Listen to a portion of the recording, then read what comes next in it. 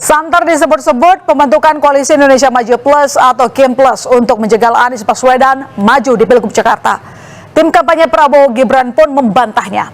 TKN menyebut koalisi besar adalah keinginan parpol, dimaksudkan agar pilkada di Jakarta satu putaran supaya menghemat anggaran. TKN Prabowo juga menyayangkan berembusnya isu penjagalan Anies Baswedan untuk melenggang di pilkada Jakarta.